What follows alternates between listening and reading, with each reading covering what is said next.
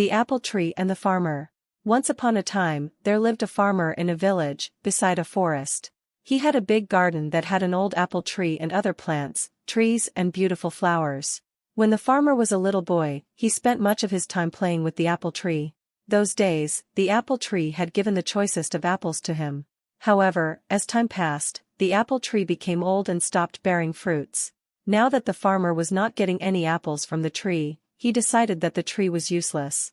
Therefore, he decided to cut the tree and use its wood to make some new furniture. He felt that since the tree was old and huge, he did not have to cure it, and it would make great furniture. He forgot that as a boy, he had spent his entire childhood climbing the tree and eating its apples. Now the apple tree was home to several little animals in the neighborhood. This included squirrels, sparrows, and a huge variety of birds and insects. When the farmer took his axe and began chopping the tree, all the little animals came rushing down. They all began to plead with the farmer. They gathered round the farmer and said, "Please don't cut the tree. We used to play with you when you were small, under this very tree.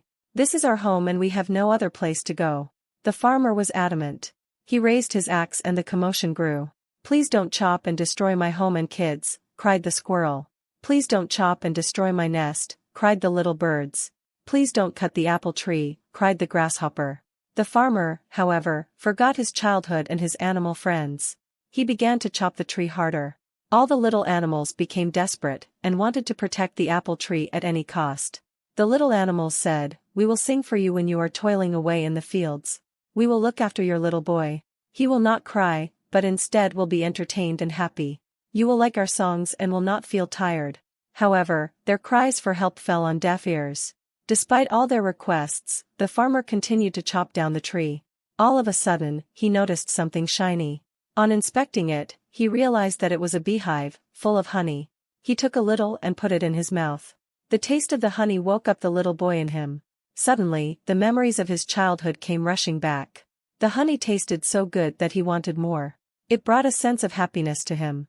He smiled and exclaimed, "This tastes amazing."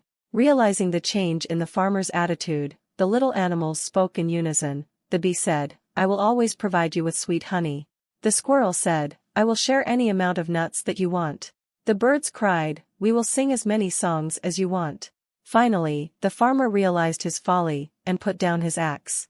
He understood that the tree was home to many lovely animals that provided him with so many things. He wanted his little boy to have the childhood that he had. The farmer realized that the apple tree was not that fruitless.